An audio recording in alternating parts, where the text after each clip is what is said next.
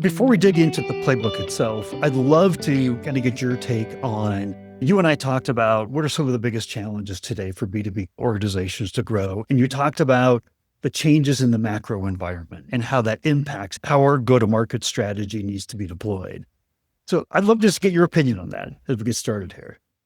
Yeah, the thing that's maybe, I guess the macro environment always changes quite a bit, but if you look at the past 6 years or so, and you look at how the number of things that affected the macro environment, COVID, the economic uncertainty, there's been a lot of cycles of ups and downs. There's been volatility in the tech market and other B2B markets. So navigating through that has been probably the single biggest challenge, but at the same time, there's been a lot of opportunities that come out of that. But that's really been the case. And I think we deal a lot with enterprise tech, and there's been a lot of opportunity, but there's also been a lot of changes. The speed and velocity of change is a lot different than it used to be, 15 or 20 years ago when I first got in. It seemed like there's a lot of change among the client base. There's M&A activity. So change is kind of the constant now, and we've got to adapt to it. Yeah, it's interesting. If we look at our market, we look at our ICP, the one true constant is they're complex and always changing. We can never sit back. We can never sit on our laurels and say, okay, we get it now. Now it's just all about refining our product and our service offerings. And we have to be a student of the market and a student of our ideal customer profile all the time. But you and I were talking in the last conversation, you're like, but there's some other factors here. Like they're inundated. Our buyers, they're overloaded and they're changing their behavior as a result of that. So I'd love to know what you mean by that.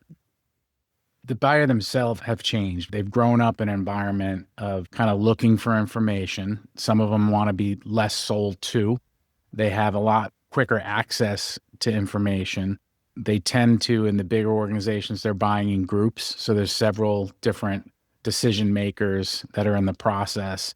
And I think they've gotten younger, but there's also kind of a frictionless experience people are looking for. And you think in terms of what you get when you behave in your consumer life, whether it's Uber or just things that are at your fingertips or ordering food or whatever, everything's designed to be easier.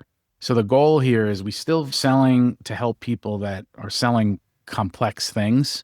And our goal is to make that easier and frictionless. So what we do is on top of the data, the AI, the tech enablement, we're offering a layer of solutions that help as well. So services and solutions. So what we find amongst our customers is a lot of them are kind of resource constraint at times. They like tools, and in some cases they want some self-serve, but in a lot of cases they're like, hey, can you do this to me? They want to focus on the strategy and other parts of their business.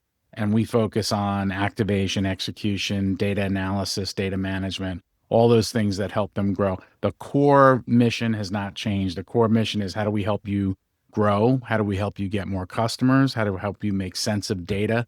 But the way we do it has changed quite a bit.